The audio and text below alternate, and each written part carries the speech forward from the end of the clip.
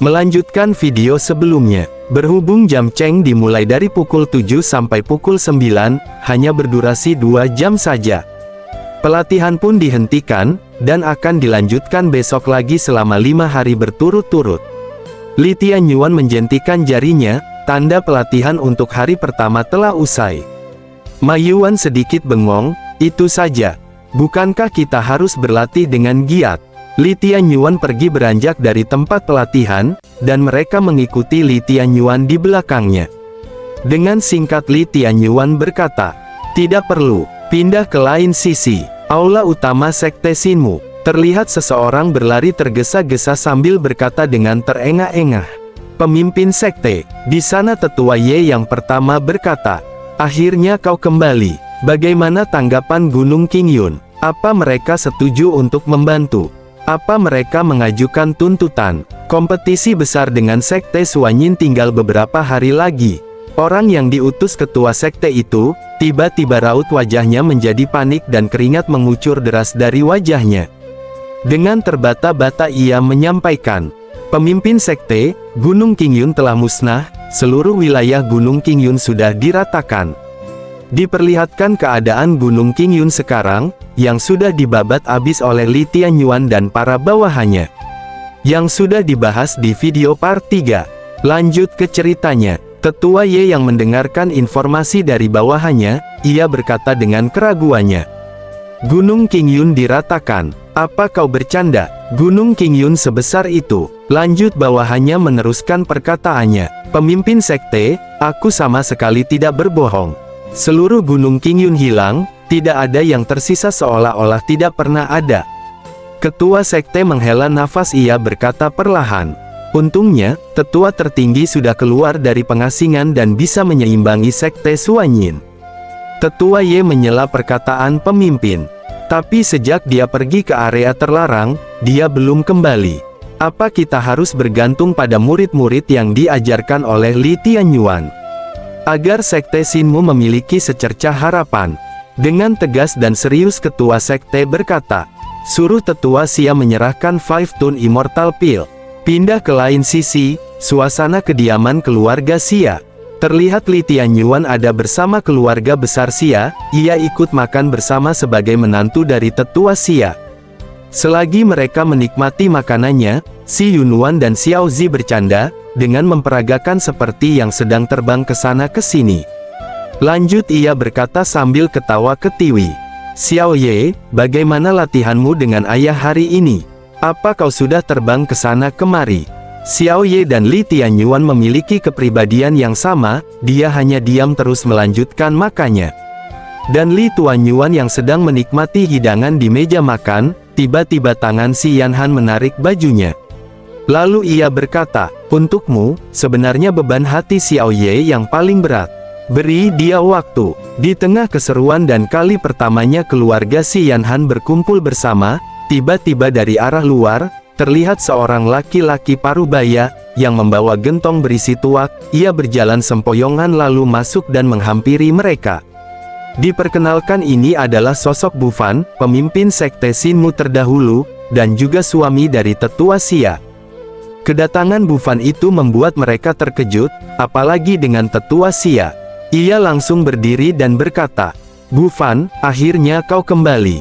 Kemana saja kau beberapa hari ini?" Terlihat Bufan bersandar di kaki meja makan, dengan teler ia berkata, "Aku hanya pergi minum-minum." Kedatangan Bufan dengan kondisi seperti itu membuat suasana di saat makan bersama menjadi rusuh, tapi tidak dengan Xiao Ye dan Li Tianyuan. Mereka masih melanjutkan makannya. Lanjut tetua Xia menyuruh kedua anaknya, ia berkata dengan panik, "Yunuan, tolong buatkan semangkuk sup penawar mabuk. Dan Yanhan, urus dulu ayahmu, aku akan ke sana sebentar." Si Yanhan mendudukkan ayahnya di kursi, lalu Xiao Zi dan Xiao Ye memandangi kakeknya dari kejauhan. Tiba-tiba Bufan menghampiri kedua anaknya Si Yanhan, dengan mulut bau naga percona ia berkata, "Yanhan, apa dua bocah ini adalah anak-anakmu?" Terlihat Xiao Ye dan Xiao Zi menutup hidungnya, tidak kuat dengan bau naga kakeknya itu. Tiba-tiba Bufan terkejut, matanya membuka lebar setelah ia menyentuh tangan dari Xiao Ye. Terlihat Xiao Ye sedikit berontak, lalu Bu Fan mengangkat tangannya, dan memperhatikan dengan seksama fisik dari Xiao Ye. Lalu ia melepaskan tangan Xiao Ye, menepuk kepalanya dan berkata dengan keluh kesahnya. Meridianku dirusak oleh serangan musuh, dan kau Yan Han, yang lebih muda menderita kekurangan bawaan.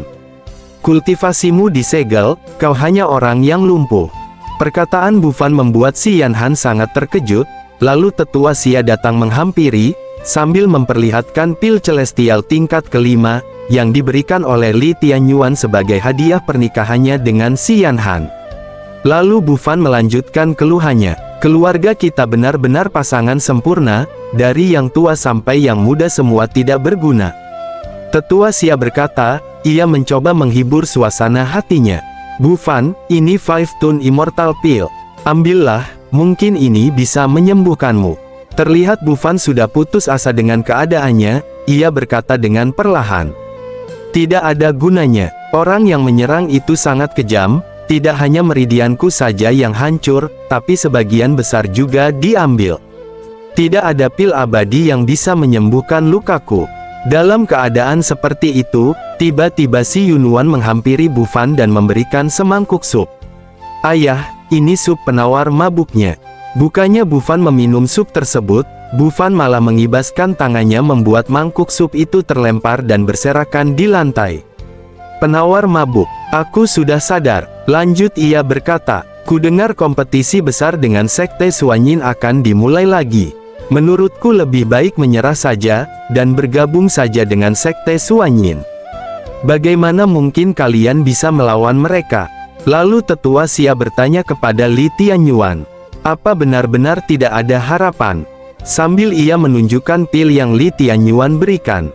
Tiba-tiba Li Tianyuan menggebrak meja, dengan ekspresi kesal ia akhirnya angkat bicara. Tidak, hati yang patah tidak bisa dihidupkan kembali apapun yang terjadi. Mendengar perkataan Li Tianyuan, Bu Fan tertawa terbahak-bahak, lalu ia berkata, kau benar, orang sepertiku lebih baik bagi semua orang kalau aku saja. Li Tianyuan dengan ekspresi dingin dan perkataannya sedikit tajam ia menyampaikan. Dalam kondisimu sekarang, kau memang lebih baik saja. Jadi bagaimana jika meridianmu hancur? Kau tetap bisa berjalan bukan? Kau bisa memasak bukan? Sambil mendengarkan perkataan Li Tianyuan, Bu Fan minum tuak dari gentongnya dengan lahap, lalu ia menjawab perkataan Li Tianyuan. Sedikit kemunduran, dan kau sudah menemukan pelakunya.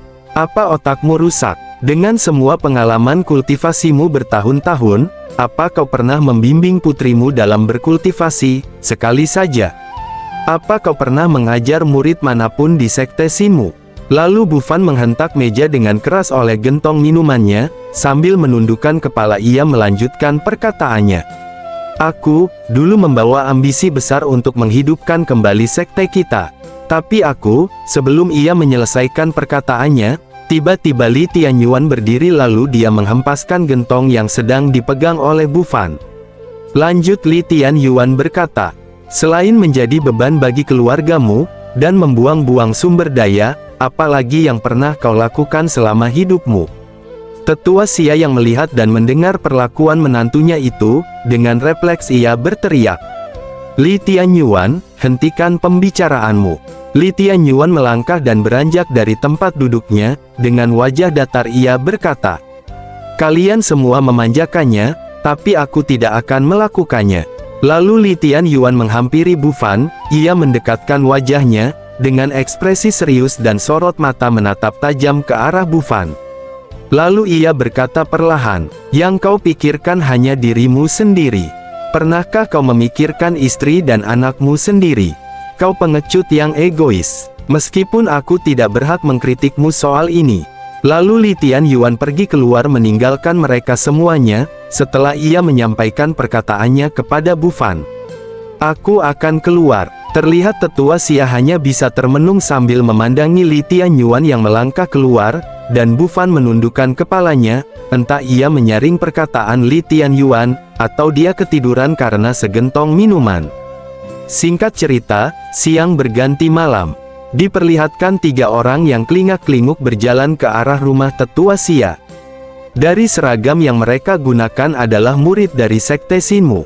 Selagi mereka berbincang, terlihat dari arah berlawanan ada sosok bayangan hitam yang sedang berjalan. Kakak senior, apa kau benar-benar akan meminta Five Tone Immortal Pill itu? Orang yang memegang token Sekte Shinmu menjawab perkataannya. Ini perintah pemimpin sekte, apa tetua Xia akan berani melawan? Terlihat salah satunya berekspresi pucat. Ia berkata, tapi ini keluarga Bu Fanxi.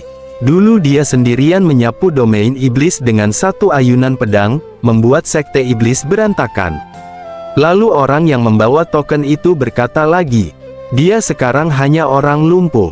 Tidak perlu mengkhawatirkannya. Setelah ia selesai berbincang, lalu mereka memalingkan pandangannya ke depan, terlihat Li Tianyuan sudah berdiri tegak di depan mereka. Sontak mereka sangat terkejut, melihat sosok Li Tianyuan. Dengan tatapan tajam, ditambah suasana hatinya sedang kesal setelah beradu argumen dengan Bu Fan, lalu ia dihadapkan dengan para kroco yang mau merusuh di kediaman Xia. Li Tianyuan berkata dengan tegas dan singkat, "Enyahlah kalian." Mereka yang tidak mengetahui sosok Li Tianyuan seperti apa, ia berkata dengan nada tinggi. "Siapa kau? Menyingkirlah. Kami di sini untuk meminta Five Tone Immortal Pill dari tetua Xia." Salah satu temanya menepuk orang yang sok keras itu. Kakak senior, dia adalah murid utama yang baru diangkat. Bukannya ia sadar diri, tingkahnya malah semakin menjadi-jadi. Sambil menunjuk ia berteriak, "Jadi kau yang merebut posisi kakak senior Wang Hang sebagai murid utama. Aku akan memberimu pelajaran atas namanya." Namun, entah apa yang terjadi. Tidak terlihat pergerakan Li Tianyuan, saking cepatnya terlihat orang yang sok keras itu, tiba-tiba ia terkejut dan kebingungan, karena telunjuknya bengkok ke belakang jadi menunjuk dirinya sendiri. Dan Li Tianyuan sudah berdiri di belakangnya, lalu orang yang songong itu sudah terduduk dan menjerit kesakitan, keringat bercucuran dari wajahnya. Li Tianyuan berkata dengan perlahan, "Pergi. Ucapkan satu kata lagi, dan aku akan mematahkan satu jarimu untuk setiap kata." Meski sudah diberi peringatan oleh Li Tianyuan, orang itu masih bersikeras dengan tujuannya. So-soan ia menunjukkan token perintah dari pemimpin Sekte Shinmu. "Ini perintah pemimpin sekte. Apa kau ingin melawan?" Setelah ia berkata panjang lebar, kejadian yang sebelumnya terulang lagi. Namun sekarang bukan hanya satu jarinya saja yang dipatahkan oleh Li Tianyuan. Seluruh jari-jarinya menjadi bengkok, terlihat orang itu sangat pucat, teriakannya semakin keras, sambil memperhatikan jari-jarinya yang sudah seperti tentakel, jadi bisa meliuk-liuk. Lalu, dengan wajah datar dan tidak peduli, Li Tianyuan melanjutkan perjalanannya. Dia meninggalkan kediaman tetua Xia sambil berkata, "Memangnya kenapa?" Dan video pun bersambung.